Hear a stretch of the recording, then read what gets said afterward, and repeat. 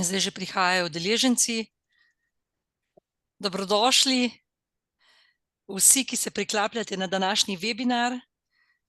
Z vami smo Prosperja, Ineja, Mihev, podjetje Mihev, trije govorci, dobrodošli. Ali bomo počakali še kakšno minuto, dve. Veseli nas, da vas ta tema industrija v prvem planu, kako znižati stroške elektrike po uvedbi nove omrežnine, zanima. In želimo vam in nam, da bomo imeli za vas prave odgovore, tako da še malo počakamo.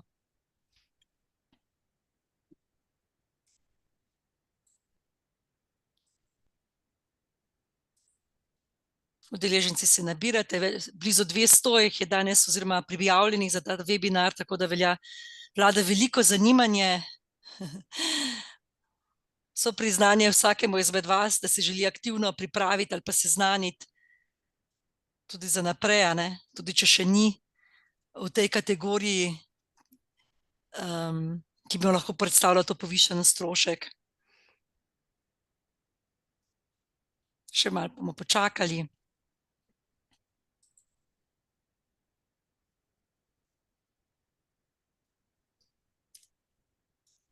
Vsi vi, ki ste se že priklopili na webinar, vas vabim, da poiščete gumb Questions and Answers, Q&A.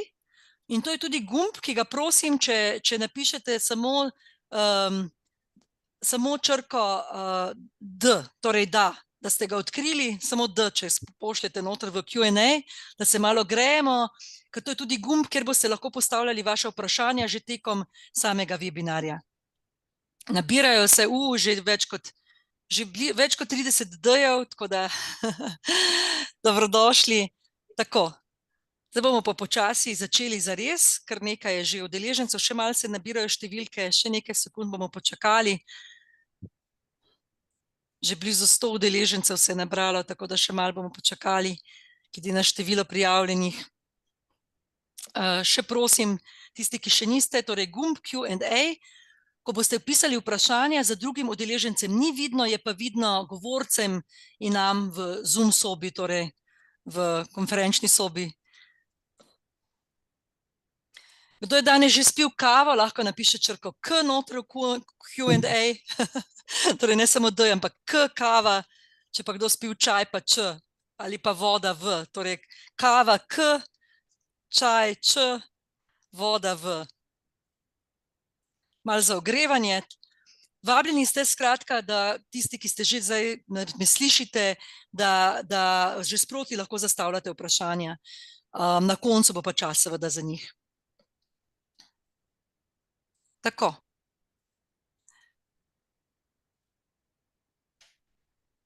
Zdaj pa bomo tudi uradno začeli.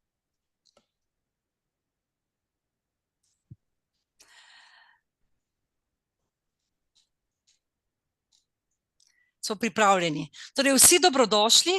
Tisti, ki me še niste prej slišali, moje ime je Mojca Černečko-Privnikar, sem moderatorka oziroma povezovalka današnjega webinarja. Vsi dobrodošli. In preden pač začnem uradno še s tem webinarjem, seveda bom predstavila temo in vse tri sogovornike. Pa začnem kar sogovorniki. Danes bo z nami na tem webinarju gospod Peter Kosin, direktor podjetja Ineja. Dober dan, pozdravljeni. Pozdravljen, Peter. Potem je z nami gospod Aleš Prikržnik, direktor podjetja Mihev. Dober dan. Lepo pozdravljeni vsi skupaj. Ja. Gospod Matija Arh, vodilni inženir v energetiki iz podjetja Ineja. Pozdravljeni vsi. Ja. In dobrodošli danes na webinarju na temo, kako bo nova omrežnina s 1. julijem morda spremenila vaše račune za elektriko. Torej, s 1. julijem se uvaja nova omrežnina in 5-tarifni sistem, ki bo za marsikatero podjetje lahko pomenilo povečanje stroškov za elektriko in ceno za uporabo električne energije. In z novim tarifnim sistemom gremo proti dinamičnemu. Nas bo seveda zanimalo, da govorci pojasnijo, zakaj, in uvajamo nov omrežninski sistem, ki želi torej to optimizacijo rabe energije in podpreti tudi razogljičenje virov energije in spodbuditi aktivni odjem. Kot vam je verjetno že znano, prva tarifa pomeni, da je sedaj najdražja tarifa med 7 uro zjutraj in 2 uro popoldne in med 6 uro popoldne in 8 uro zvečer, kar je lahko izziv. Seveda, ker zlasti proizvodna podjetja delajo večinoma jutranje in popoldanske izmene in jih lahko to najbolje udari po žepu. Omrežnina za moč pa je lahko takrat daleč najvišja, lahko je tudi 5-krat višja od druge tarife. Tako da danes bomo zato spregovorili tudi o konkretnem primeru podjetja, torej podjetja Mihev, ki želi z uvedbo novega omrežninskega sistema omejiti svoje stroške za račun za električno energijo in s kakšnim pristopom so se lotili teh svojih izzivov. Še enkrat omenjam na tej točki, da je torej gumb Q&A, kjer lahko zastavljate vaše vprašanja, ki so vidna tudi govorcem. Odgovorili bomo pa na njih proti koncu, tako da vabljeni, da ostanete z nami do konca, celoten webinar bo trajal 45 minut. Če na koncu kdo ne bo dobil odgovora, bodo pa poskrbeli naši govorci, da boste dobili pisno po dogodku. Tako, še gospod Prikažnik, kaj ste danes pili, kavo, sok, vodo? Jaz sem spil oboje. Ok, oboje. Prav. Potem pa vas vabim, da predstavite svoje izzive glede proizvodnje in z njo povezanih energetskih izzivov. Torej, kaj se bo z vašim novim omrežninskim sistemom spremenilo in torej, kakšne so bile vaše proizvodne aktivnosti? Izvolite. Ja, za tiste, ko nas ne poznate, v podjetju Mihev d.o.o. se ukvarjamo s termično in strojno obdelavo kovin. Oba programa nekako predstavljata približno enak delež po prometu, če pa govorimo o količini, nam storitve termične obdelave kovin predstavljajo več kot 50% naših proizvodnih količin. Po prometu in številu zaposlenih spadamo v majhno podjetje, vendar pa je za procese termične obdelave kovin, kjer jekla segrevamo tudi do 1300 stopinj v električnih pečeh, značilno, da so energijsko zelo intenzivni procesi in letno porabimo približno 5 gigavatnih ur električne energije. In kot energetsko intenzivno podjetje je naša konkurenčnost in uspeh naših odjemalcev, ki konkurirajo na evropskem in svetovnem tržišču, izjemno odvisna od cen energentov. Zadnji 2 leti, ko smo bili priča ekstremnemu nihanju cen na spot tržišču, ko so se cene konec lanskega leta nekoliko stabilizirale, pa smo bili pred novo dilemo, ali zakupiti energijo za leto oziroma par let naprej, ali pa prevzeti rizik in kupovati energijo po spot cenah. Odločili smo se, da zaradi potencialnega tveganja, znatnega dviga cen, ki smo jim priča predvsem avgusta leta 2022, ko so količine res podivjale, da zakupimo energijo naprej, cene pa fiksiramo. To nam je omogočilo, da smo lahko dvig vkalkulirali v prodajne cene, naši kupci, ki so svoje proizvode prodajali za leto ali več let naprej, pa so tudi točno vedeli, pri čem so oziroma pri čem bodo v prihodnosti. In ta strategija nam je v nekaterih primerih prinesla uspeh, medtem ko smo predvsem pri tistih proizvodih in storitvah, kjer so nižje dodane vrednosti, žal določene posle izgubili. Po drugi strani pa nam je to omogočilo, da smo zmanjšali riziko rasti cen in se uspešno izognili problemu dokončanja poslov z izgubami. In zdaj ta nova zakonodaja napovedana na področju omrežnine nam je dala pa naprej misliti in kako se prilagoditi naprej. Mi delujemo na 2 lokacijah, na srednji napetosti. Naše delo je organizirano v 3 izmenah, sicer delavci delajo v 2. In za naš proizvodni proces je značilno, da dnevno povzroča še kar velika nihanja, predvsem pri moči. Imamo 40 premen, od tega jih lahko več kot polovico krmilimo od zunaj. Tako smo iskali partnerja, ki bi lahko v celoti preučil značilnosti našega procesa in nam svetoval in za nas avtomatiziral vodenje in prerazporejanje električne energije, in tu smo se potem povezali z INEO. Hvala lepa. Ja, gospod Kosin, torej INEA in gospod Arh, Če lahko na kratko razložite, torej, kaj je ta aktivni odjem in kako v bistvu vi rešujete probleme industrije na splošno. Ja, hvala. Torej, v bistvu me preseneča, da aktivni odjem še ni postal udomačen izraz v industriji, da tega še ne slišimo prav veliko. Dosti se govori o problemih prelaganja stroškov omrežja na proizvodna podjetja, ne govori se pa dovolj o rešitvah. Če pogledamo nazaj, zadnjih nekaj let, Agencija za energijo, torej regulator, že kar nekaj časa govori o tem, tudi interesna združenja po Evropi se sicer bolj na nivoju omrežja zelo intenzivno že ukvarjajo z aktivnim odjemom že kar nekaj časa. Več pa mogoče slišimo v kontekstu pametnih mest, skupnosti, samooskrbe.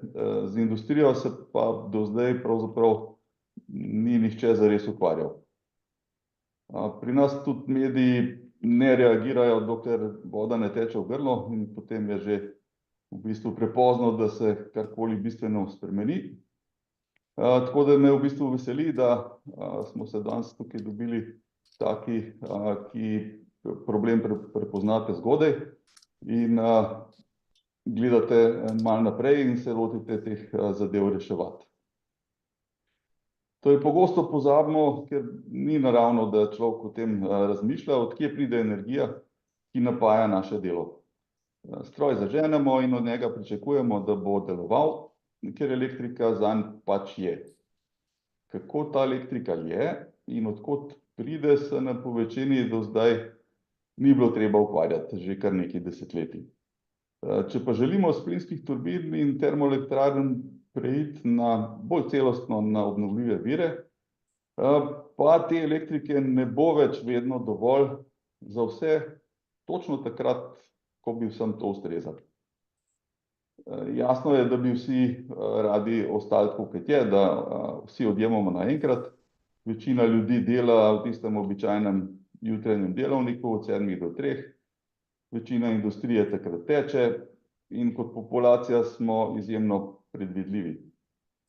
To pa ustvari velike razlike v odjemu.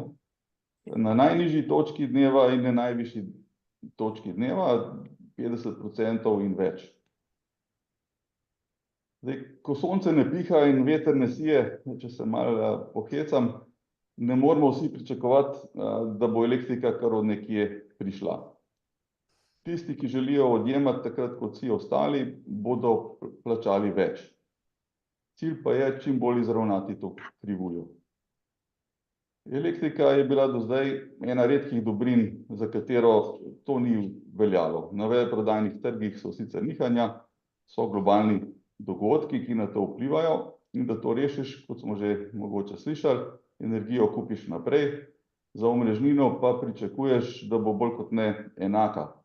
Če se pa še ta spreminja od ure do ure, zaenkrat sicer predvidljivo, pa imaš težavo. No, aktivni odjem rešuje točno to. Če je elektrika na neki točki predraga, jo odjemaš takrat, ko je cenejša, in seveda, če imaš kaj za proizvajati, proizvajaš takrat, ko se to najbolj splača. Bolj kot imaš predvidljiv odjem, bolj kot distributer ve, kaj lahko od tebe pričakuje, ceneje pride skozi. Lahko se sicer pogovarjamo o smiselnosti te vmesne reforme, preden pridemo do dinamičnih tarif, ampak dejstvo je, da reforma bo in da se je treba na njo pripraviti. Z aktivnim odjemom lahko poskrbimo, da odjemamo elektriko v cenejši tarifi in na bolj predvidljiv način. Tista bremena, ki porabijo veliko, bodisi ob zagonski konici, bodisi na splošno, so najlažja tarča. Je res nujno, da to ped zaženemo ob 6 ali malce počakamo, da se zažene ostala proizvodnja, da ne nalagamo konic ene na drugo, ali pa lahko to ped zaženemo že prej, da se lahko v miru segreje, pa še v cenejši tarifi. Kdaj hranilnik polnimo, kdaj praznimo, kam usmerjamo elektriko iz sončne elektrarne. To je vse stvar aktivnega odjema, razmisleka, kako in kdaj trošiti in ne trošiti vse povprek. Vse te odločitve nekaj stanejo. Stanejo čas, stanejo človeka, da pride prej, zažene stroje, stanejo nekoga, da to stalno spremlja, pa to ponavadi ni dovolj. Če imaš več obratov in nimaš sistema, da bi vse to spremljal, človek ne odreagira dovolj hitro, pa pride konica, ki se jo potem plačuje še cel mesec. Celotna zadeva prosi po avtomatizaciji.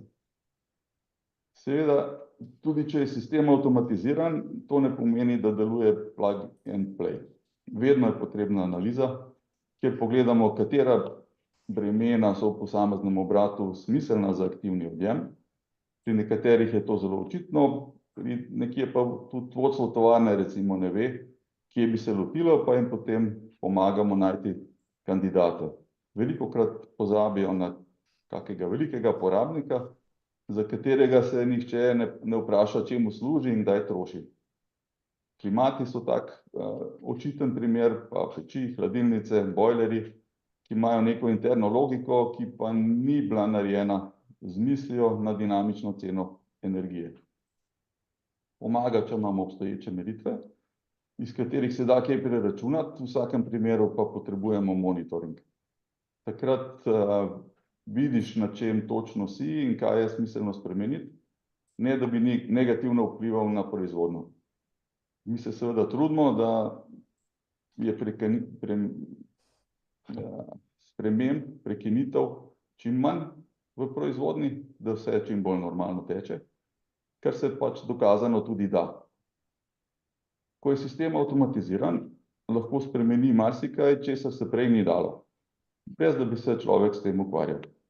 No, kot rečeno, me veseli, da nekateri to priložnost prepoznajo zgodaj in si pripravijo teren za aktivni odjem. Besedo bi pa v tem trenutku predal Matiji, da mogoče nam na kratko razloži, kako smo se zadeve lotili pri podjetju Mihev. Ja, povabljeni Matija, da še vi torej poveste, kako je to zgleda na konkretnem primeru. Hvala, Peter, za besedo. Ja, jaz bom pa na hitro predstavil, kako bolj praktične vidike oziroma tehnične vidike te izkoriščanja fleksibilnosti, pa kako smo se tega lotili na Mihelu. Če kar najprej povzamem, katera bremena so primerna za fleksibilna bremena, za tista, katerim prožnost lahko izkoriščamo, so to običajno toplotne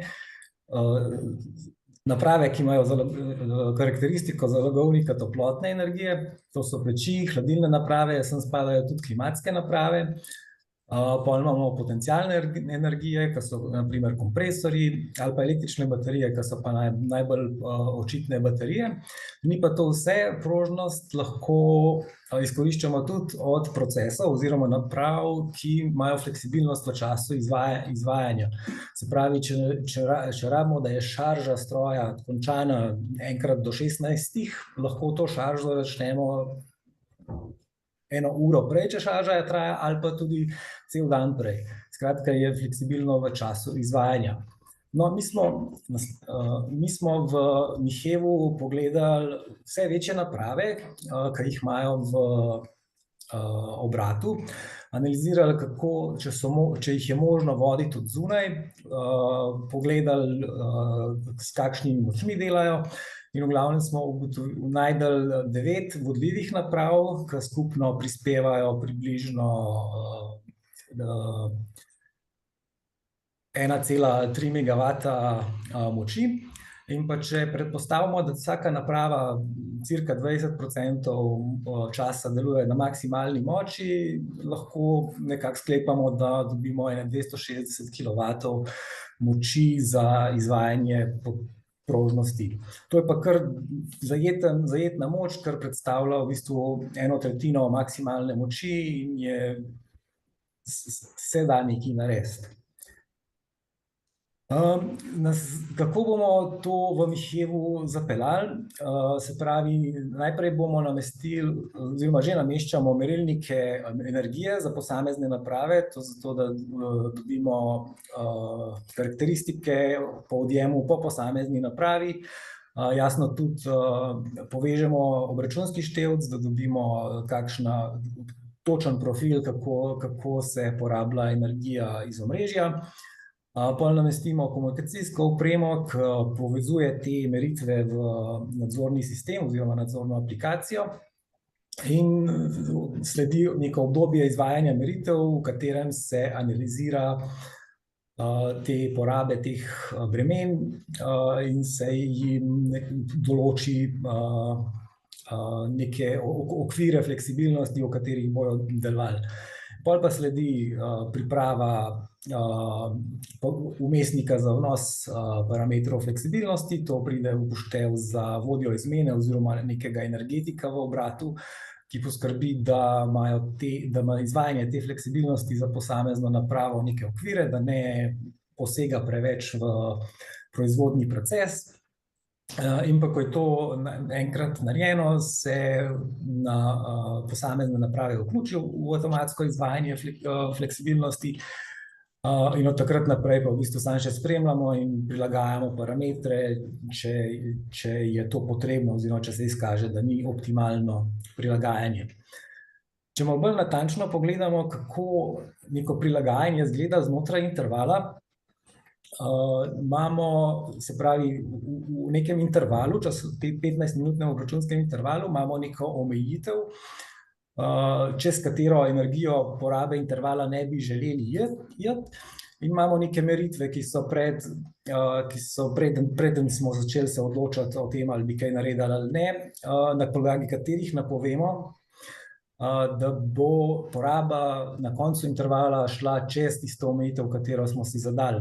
V tistem primeru se odločimo za intervencijo, se pravi, prilagodimo odjem nekim napravam, ali samo eni ali pa več, odvisno od tega, kakšna je napoved oziroma koliko napoved presega omejitev, in s tem zmanjšamo odjem, da na koncu intervala ne presežemo te omejitve.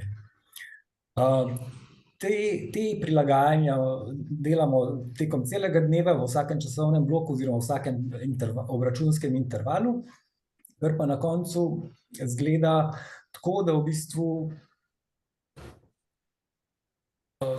v bistvu iz neke maksimalne moči zmanjšamo maksimalno moč na manjšo vrednost, konkretno na tem primeru vidimo 110 kilovatnih ur na interval, in kar pa tisto energijo oziroma moč, ki bi pa presegla omejitev, pa praktično prenesemo v intervale po intervalih, ki presegajo, tako da končna poraba energije ostane ista, ampak maksimalna moč se pa zmanjša. Pa če še na kratko povem, kako izgleda, z drugimi viri energije, kot so sončne elektrarne in hranilniki električne energije. Sončne elektrarne so malenkost bolj izziv za integracijo, ker nimamo neke 100% oziroma resne napovedi. Je pa vsekakor, kadar sončna elektrarna dela tekom dneva, v tistem terminu bojo sigurno manjše potrebe po aktivacijah oziroma po zmanjševanju moči. Na drugi strani pa hranilniki baterije imajo pa dosti bolj predvidljive karakteristike in pa praktično pa samo dodatno zmanjšajo odjem moči, ker nekaj moči prenesemo v intervale kasneje. Zdaj pa še sledi praktičen prikaz, kako izgleda to na naši aplikaciji. Na tem zaslonu vidimo pregled bremen z nekimi osnovnimi statusi bremen. Posamezna bremena lahko vklapljamo, izklapljamo oziroma jih omogočamo v prilagajanje. Potem imamo pripravljen vmesnik za vnos omejitev po posameznih tarifah, glede na trenutno veljaven oziroma ki bo veljaven kmalu. Na naslednjem prikazu fleksibilnosti imamo prikaz vseh bremen, ki so vključena v izvajanje fleksibilnosti, njihove statuse in neko agregacijo zgodovine. Pol imamo na prikazu aktivne ponudbe, trenutno veljavne ponudbe, se pravi, vsako breme pošilja ponudbo in pa ko pride do zahteve za aktivacijo, se pravi intervencije, se za to breme zgenerira en urnik, po katerem bo to breme pol avtomatsko prilagodilo odjem energije.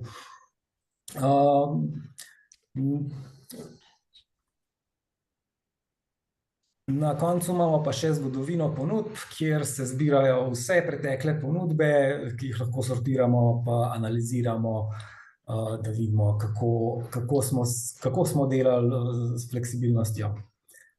Imamo na prikazu spremljanje, se lahko prikaže vse signale, ki jih sistem zbira. Tlele konkretno vidimo eno napoved za 15 minut, 1 uro, 5 ur, pa zraven je še meritev te napovedi.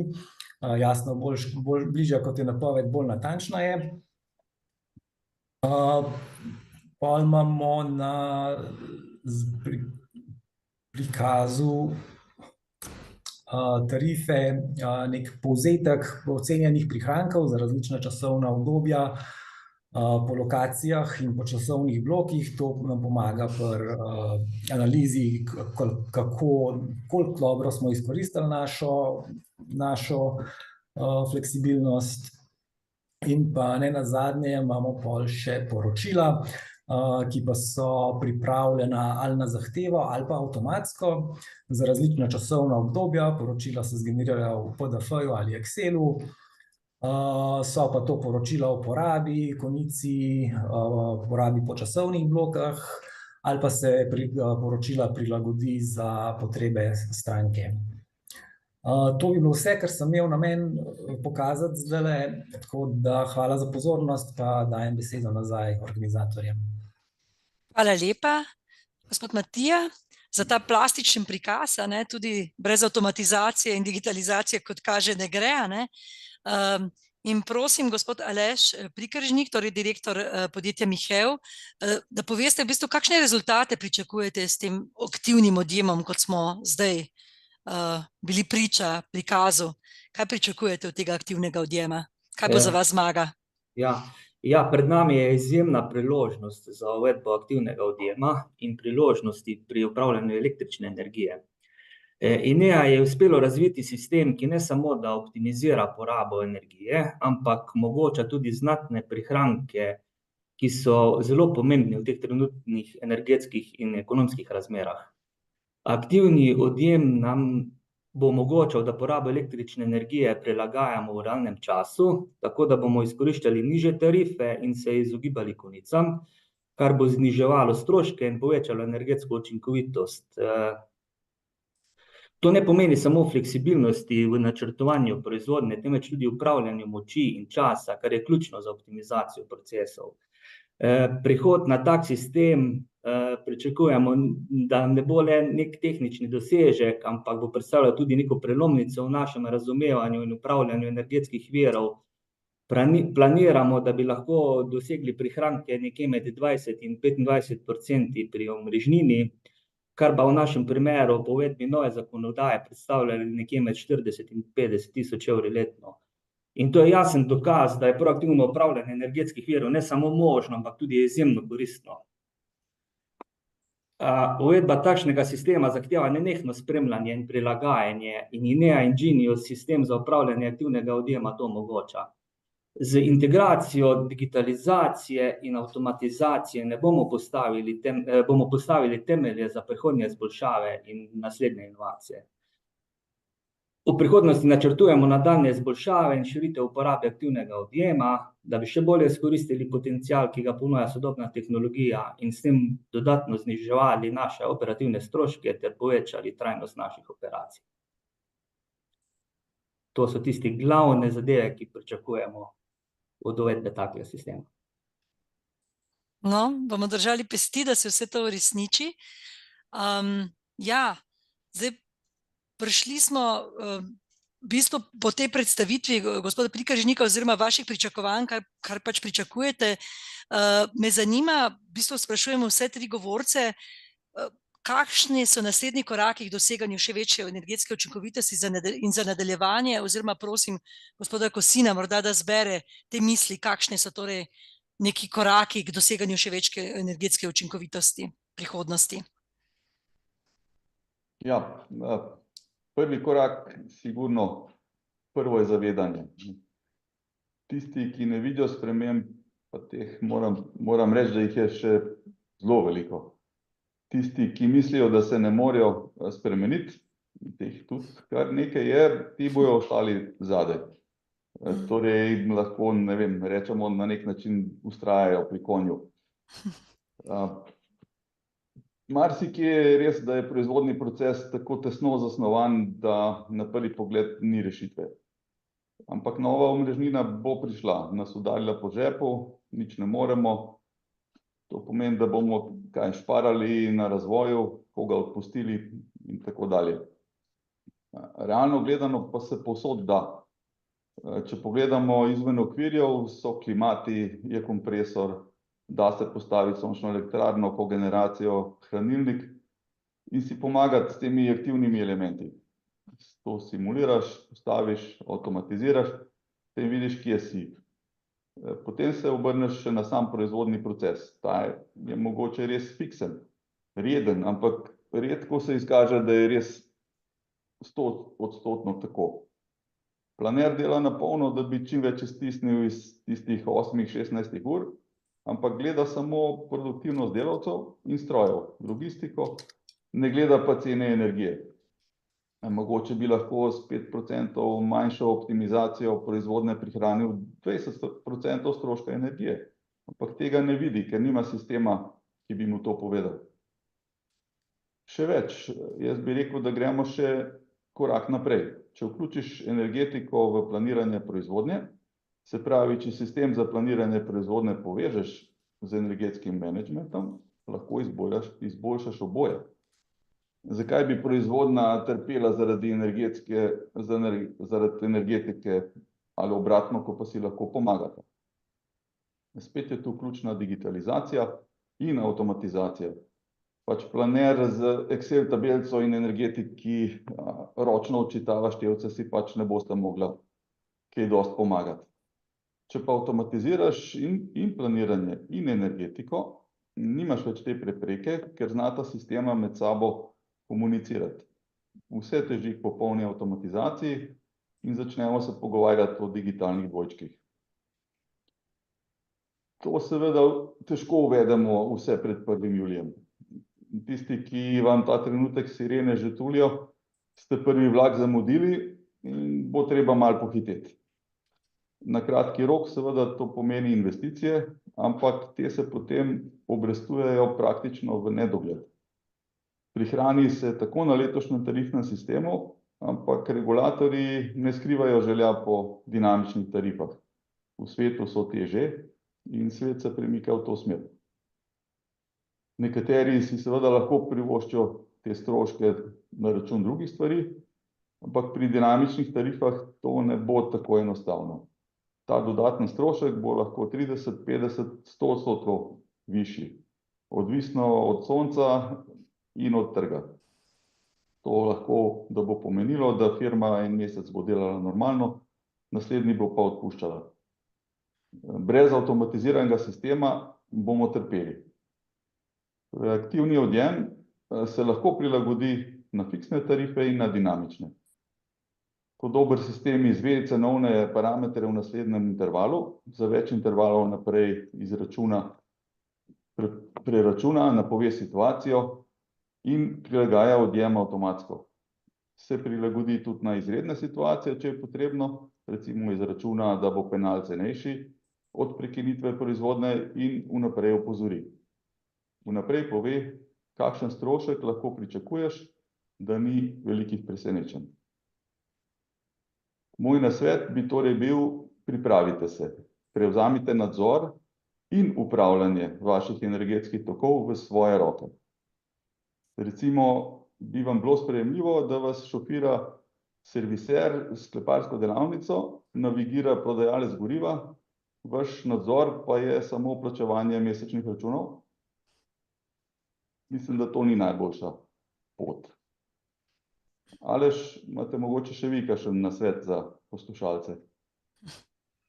Ja, jaz bi v bistvu samo dodal, da je v teh časih ključna proaktivnost in prilagodljivost. Čeprav se govori, da bo vlada lahko te spremembe pri obračunavanju omrežnine nekoliko zamrznila, predlagam, da se aktivnosti na tem področju lotite pravočasno in sistemsko. Iz našega primera lahko rečem, da nismo ne eni, ne drugi zavlačevali, pol leta pa je minilo, kot bi trenil. Najlepša hvala. Jaz bi še želeli kaj dodati? Gospod Aleš? Ne, to je to. Hvala. To je to. Ja, najlepša hvala v bistvu za to, za te zaključne misli oziroma nasvete poslušalcem iz industrije oziroma tudi iz energetike in še od marsikje, ne. Dejansko torej brez avtomatizacije prej ko slej ne bo več šlo, ne, in digitalizacije, vse se pa premika tudi v Evropi v smer dinamičnih tarif, tako da bodimo pripravljeni pravočasno, bi lahko nekako zaključili, a ne, tale sklop predstavitev. Zdaj pa je kar nekaj vprašanje prišlo vaše, tako da vas vabim, da ostanete, ker ponavadi včasih so še vprašanja bolj aktualna in zanimiva še za koga drugega, ne.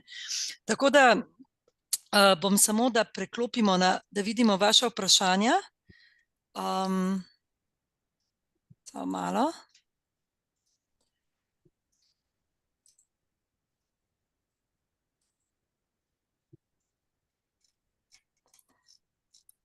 Ja, evo. Vprašanje. Kaj in kdo proži bremena? Ali je v ozadju kakšna optimizacija, kot na primer pri reaktorju, ali sistem samo dela predikcijo in alarmira nadzornika planerja, da se po svoji presoji odloča, kaj mu je storiti? Kdo se javi za odgovor na to vprašanje od vas treh? Matija? Bom jaz, ker se mi zdi, da je precej tehnično. Ja.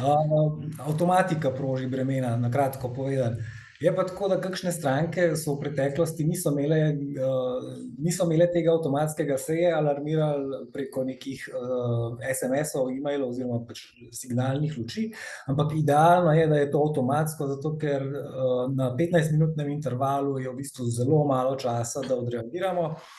Tako, kot sem prej pokazal na tistem diagramu, kako se energija v intervalu povečuje in ko napovemo, da bo šla energija na koncu intervala čez omejitev, imamo v bistvu lahko samo še 2-3 minute časa, da odreagiramo in je nujno to avtomatizirati za najboljši izkoristek. Hvala. Naslednje vprašanje bomo tudi pohiteli, ker je še nekaj vprašanj. Če sem prav razumel, se meri moč energije na koncu vsakega 15-minutnega intervala, torej je dovoljeno v času od na primer 2 minut do 14 minut imeti višjo obračunsko moč, oziroma ali se meri povprečje v 15 minutah, verjetno spet gospod Matija, ne, bomo kar vas prosili. Spet je precej tehnično. Ja, obračunska moč se meri kot povprečje moči v obračunskem intervalu, kar pomeni, da v bistvu mi na koncu operaterju plačamo povprečno moč v tem intervalu, ni pa pomembno, ali gremo z močjo čez tisto moč dejansko, oziroma smo polovico časa na dvojni, polovico časa na spodnji meji. Skratka, in moč se zaračuna glede na povprečno moč. In na ta način, s to predpostavko tudi ta naš algoritem v bistvu funkcionira, ker lahko z spremembo trenutne moči vplivamo na končno povprečno moč. Prav, naslednje vprašanje. Ali razmišljate o spremembi delovnega časa in izmen? Ali mislite, da lahko z aktivnim odjemom brez sprememb načrtovanju delovnega časa dosežete dovolj velike prihranke? To mislim, da je kar za podjetje Mihev, ne? Gospod Aleš. Ja, mi v bistvu že sedaj delujemo na 3 izmene, tako da ne planiramo, da bi spreminjali delovni čas, bomo pa prilagajali odjem znotraj teh 24 ur, glede na časovne bloke. In boste vseeno dosegli določene učinke, dovolj vidne učinke. Prav, naslednje vprašanje. Ali poleg omrežnine optimirate tudi ceno strošek energije glede na tarife, ki jih bo ponudil dobavitelj elektrike? To mislim, da je spet vprašanje za gospoda Matija. Lahko tudi jaz, konkretno, da se naš sistem, ta Ingenious Flex je trenutno sicer osredotočen na tarifne postavke za dobavo z omrežnino. Lahko pa se jasno tudi vključijo noter parametri za samo energijo, tako da se da tudi to optimizirati. Ja, potem je pa še eno vprašanje, koliko so po vašem mnenju uporabni oziroma potrebni hranilniki električne energije? Mogoče gospod Kosin? Ja, so sigurno uporabni in so sigurno potrebni. Težava je seveda, da je zaenkrat še malo previsoka cena, da bi se to tako množično ekonomsko splačalo. Je pa res, da cene padajo, ne, tako da pričakujemo, da bojo zelo v porastu uporaba hranilnikov, ne. Tudi se sliši, da bo država kaj spodbujala. Sigurno je to aktivni element, ki je po karakteristiki zelo primeren za prožnost. Še kakšno mnenje glede hranilnikov? Sicer pa gremo na naslednje vprašanje. Je sistem kakorkoli povezan s sistemom za planiranje? V smislu sekundarne omejitve razpoložljive moči mora biti tudi kot mehka omejitev. Torej, kako optimiranje bremen vpliva na izplen učinkovitost proizvodnje? Bo mogoče gospod Matija ali gospod Kosin? Ja, lahko tudi jaz na kratko. Dajte. Drugače pa gospod Kosin med predavanjem na koncu že nekaj na to temo povedal. Skratka, se dopolnjujeta, drug z drugim delata in se povezujeta tam, kjer je en močen, oziroma tam, kjer ima en malenkost šibkosti, se ta drug izkaže. Skratka, zmeraj gre lahko kaj ne po planu in takrat v bistvu ta sistem fleksibilnosti lahko te nepredvidene dogodke izravna. Prav, zdaj pa še eno vprašanje, malo politično-strateško, verjetno za vse tri. Ali menite, da je predlog MOPE, torej Ministrstva za okolje, podnebje in energijo, ki je regulatorju predlagal zamik uvedbe omrežnine za 2 leti, to je bilo pred kratkim, pred par dnevi, pravilen? Oziroma, ali ocenjujete, da je mnenje Agencije za energijo pravilno in uvedbo omrežnine ni potrebno spet preložiti? Hkrati me zanima, kako ocenjujete predloge Gospodarske zbornice Slovenije glede spremembe omrežnin. Hvala. Kdo bo začel? Gospod Peter, izvolite. Koga boste izzvali? Peter, vas. Ja. Odgovor zavisi od tega, koga vprašate, a ne. Tisti, ki bodo plačevali račune, sigurno jim ne ustreza nobeno povišanje, to je pač popolnoma jasno. Zdaj pa, če vprašate gospoda Mervarja ali pa distribucije, oni že zdaj, že leta ne poberejo dovolj denarja iz omrežnin, da bi lahko ojačali omrežje v smeri, ki je potrebna, nujna, da se obnovljivi viri priklapljajo. Kdo bo zdaj potem to plačal, ne? Jaz mislim, da tisti, ki porablja, je pošteno, da tudi pošten delež tega pokrije, a ne. Upam pa, da kot družba, da smo zavezani k temu, da se odmikamo od fosilnih goriv, da smo odvisni od tujine, smo videli, da ni fajn, a ne, to nas je šele udarilo. Mislim, se hitro pozabimo, a ne. Ampak kaj se bo zgodilo, če zmagajo Ukrajinci, ali pa kaj se bo zgodilo, če zmagajo Rusi? Ali bodo tiste nuklearke, od katerih zdaj slišim veliko uvažamo, ali bodo še obratovale sploh? Ne vem, če je pametna odločitev, da smo odvisni od nekoga čisto tretjega, ki ima čisto druge interese. Tako da jaz mislim, da v to smer moramo iti. Ja, omrežje je treba ojačati, ampak to ne samo, da terja denar, ampak tudi terja čas.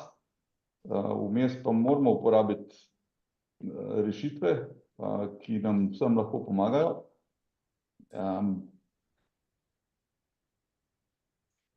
Hvala. Je prav pa, da tudi regulator spodbuja take rešitve, kar pa ponavadi v gospodarstvu pomeni, da regulacija oceni. Da je za tistega, ki uporabi koristno rešitev, nek prihranek. Bi še kdo kaj dodal na kratko, stavek ali dva k temu?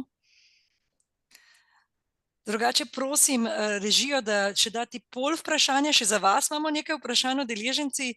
Dragi udeleženci, me zanima v bistvu, kaj je čist kratek polje, tako da torej ste dobili dovolj informacij v tem trenutku, kako se spopasti z novimi omrežninami.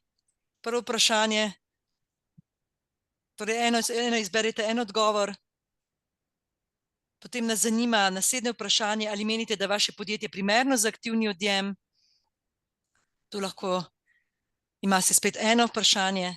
Kot vidite, so vsem vidni, mislim, da odgovori, a ne? Če ne bomo pa na koncu, mislim, da prikazali.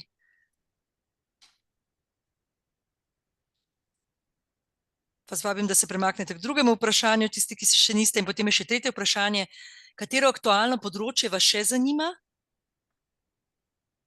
Od 3 naštetih. Zelo zmaguje delovanje omrežninskega sistema, moram reči v tem trenutku. Delovanje omrežninskega sistema. Torej še kakšen webinar na to temo.